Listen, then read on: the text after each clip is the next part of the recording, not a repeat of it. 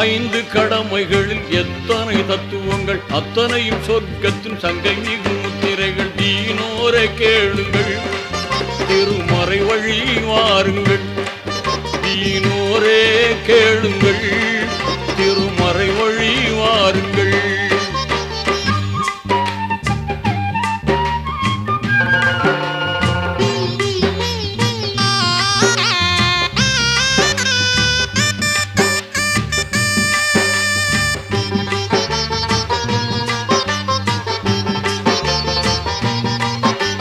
வித்தகன் அல்லாவின் உத்தம தூதர் நபி இத்தரையோர் குறைத்த போதும்.